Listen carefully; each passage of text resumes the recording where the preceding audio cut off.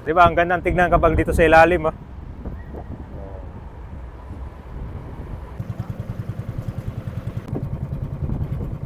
Ito na yung mga daan-daang burak na natanggal.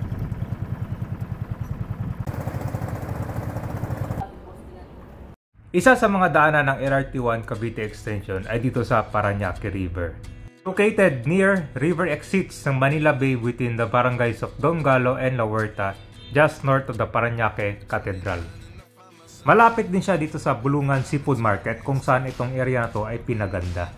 So mag-update tayo ngayon ng Parañaque River dahil dun malapit sa Ninoy Aquino Station, nagkaroon na ng dredging. Ang dami mga burak na natanggal. So bababayin natin tong ilalim ng LRT naman kasi ito yung hindi nyo pa nakita, no? Yung na-update natin doon naman mismo sa ibabaw.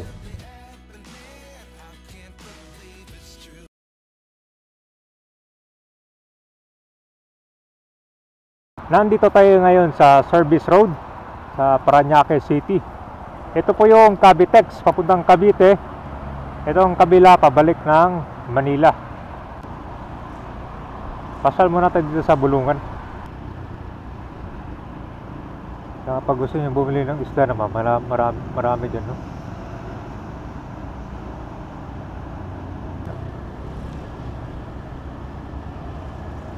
Ito sa pasalan. Anong oras maraming tao dito? Mamaya nga po, naglalaro dyan, mga volleyball. Dito sa park. Karami ang mga estudyante? Oo. Estudyante. Tapos yung pag umaga yung mga Dancer. pinipidyo rin yung pinag-foreigner. Ah. Ang dami nga dito mga nag-foreigner. Kasi maraming mga ibon dyan, ma'am, no? Ito yung... So ito ka ba yung pasyalan sa dito? Mga estudyante marami. Pagsapit ng hapon. Pero pa naglalaro ng skateboard, meron ba dyan? Ano yung Bulungan Seafood Market?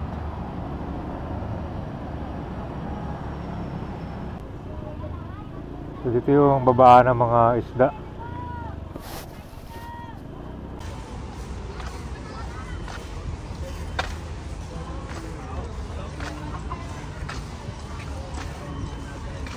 Naabot kasi ng madaling araw. Ganun talaga. Ang araw na... Yan yung LRT, oh, kakadaan lang.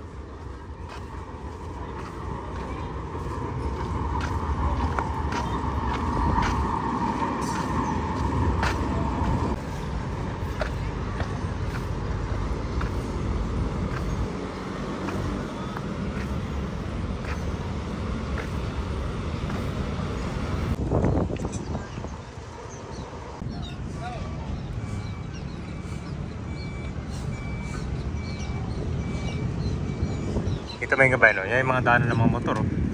Galing pa yan dun sa PITX. Hopefully sana magkaroon pa ng road widening, no? Kasi yung mga sasakyan dyan, hirap sila dumaan, no? Magtutour tayo ngayon dito sa Parañaque River. So kung nakaraan, napanood nyo yung video natin, meron tayong portion na kinover dito malapit sa Ninoy Aquino Station. Pero ito kasi, sisimulan natin dito malapit sa dulo na to, kung saan kukonect na yung Manila Bay. At saka ito ay malapit sa Bulungan Seafood Market. So ito pala siya, bagong gawa to dito. Meron na siyang hagdan, no? Para daanan ng mga tao. Sakto para may nagbababa ng mga isla dito. Anong oras concert, dinadala yung mga isla dito?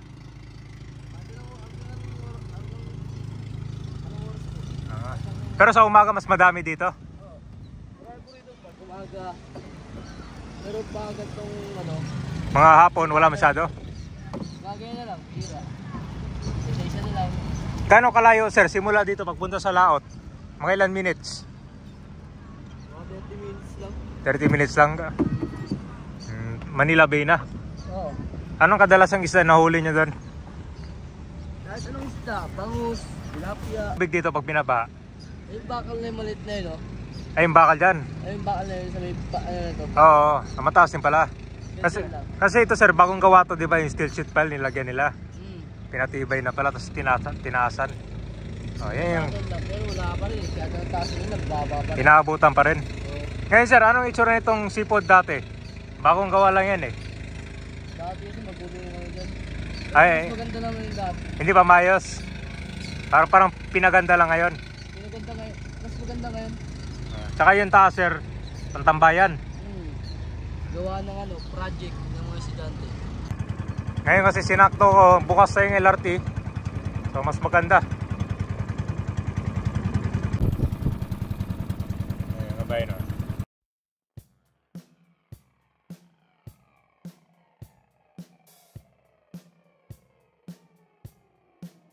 Yung ibang mga bangka nila dito pinaparada yan sa ilalim ng Cavite Bridge dahil malapit lang sila nakatira. Yung iba din pala sila sa Balsa nakatira, malapit dun sa Breakwater, doon sa Manila Bay eh. Yan yung abangan nyo kasi yun yung part 2 na video natin. Mga bahay na doon mismo nakalutang sa dagat. So nagkaroon na rin ng redevelopment. Itong both sides, mas pinatibay yung steel shell pile. At ito na po yung LRT1 Cavite Extension na dito sa river dadaan. From PITX, ang next station is Ninoy Aquino. Pupunta natin doon dahil yung dredging na doon malapit sa Ninoy Aquino Station. Ngayon, tinanong ko naman si Kuya kung hanggang saan yung baha dito. Kita mo yung poste na yun, yung nagkulay parang puti. Hanggang dyan yung level ng tubig kapag nagkaroon ng bagyo.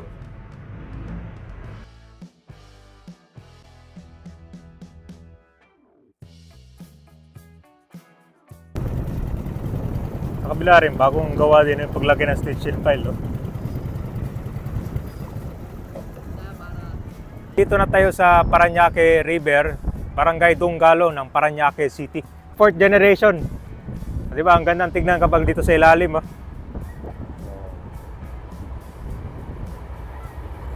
Parang dumaan ka lang sa beach.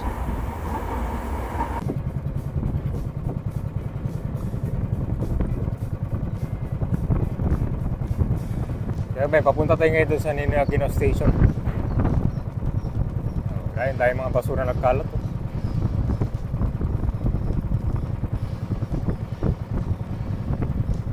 Itong isa parang nabiyak na eh, no? Yan mo.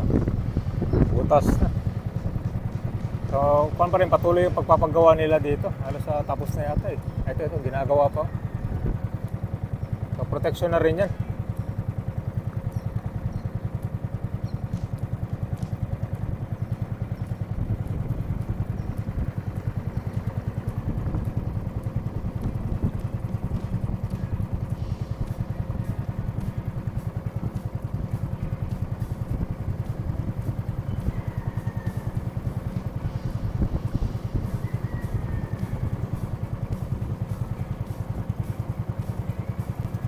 Dungalo Bridge.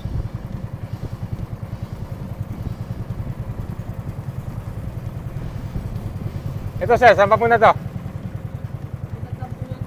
Papuntang Tambo.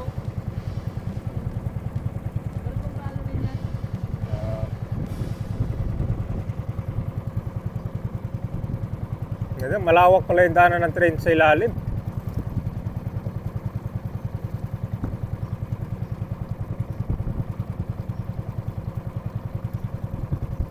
Yan guys, oh, never seen before. Sakto, low tide. Sobrang baba ng tubig ngayon.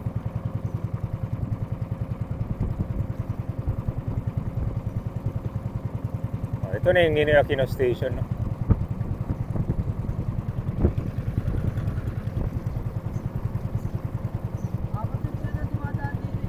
Ha?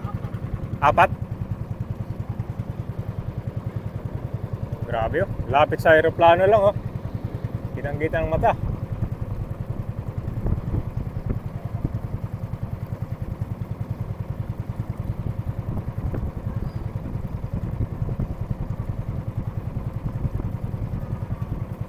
Bali itong poste, meron na siyang butas. Siguro ito yung labasan ng tubig pag umulan. Diretso na dito sa river.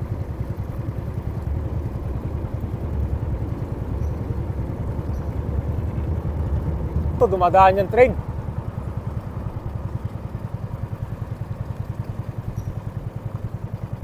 Ito sir, ba't may bangka dito?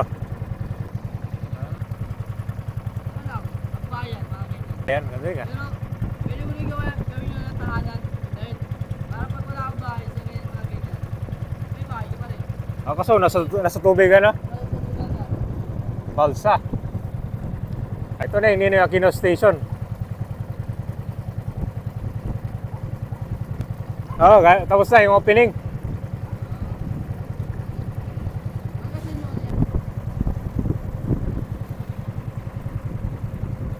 Bang, laki oh. Dalawa yung babaan yan. Dito, tsaka dun sa kabila. Yan yung sakayan. Dito sa ilalim ng tulay. Yan, may mga gamit.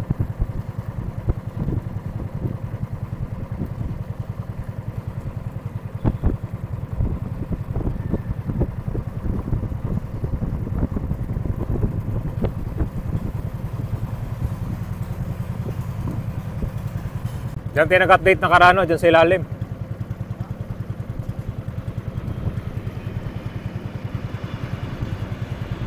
Ito na yung mga daan-daang burak na natanggal. Para mas lumalim tsaka lumawak. Yan may mga basura oh. Parang matagal lang nakabaon dito sa tubig. Ganyan mangyari kapag tuloy na pagtapon ng basura sa bay or sa river. Hanggang dito. Yung opening nitong LRT yan, ongoing operation nito.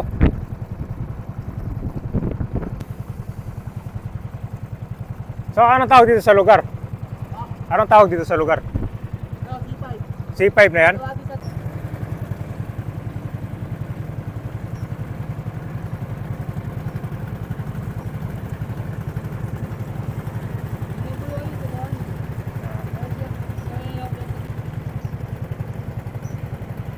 Daming burak oh.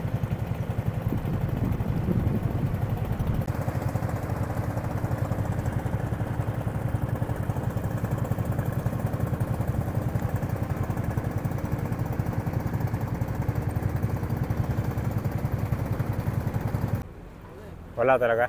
So mga nakatira lang.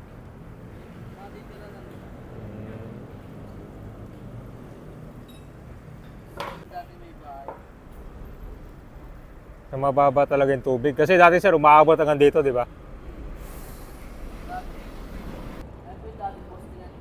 Poste. So, yan kabay niya. Ito yung nakatira dito. Wala ka na rin naman eh.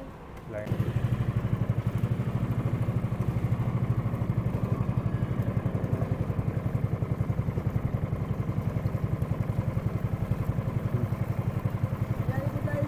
Ha?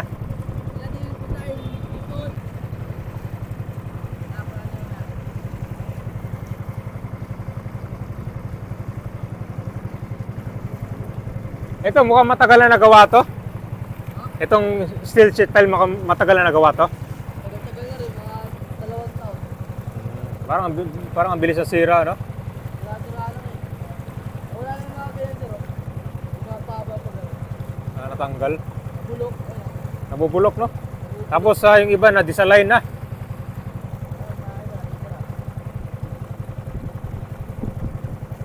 Ito yung balsa.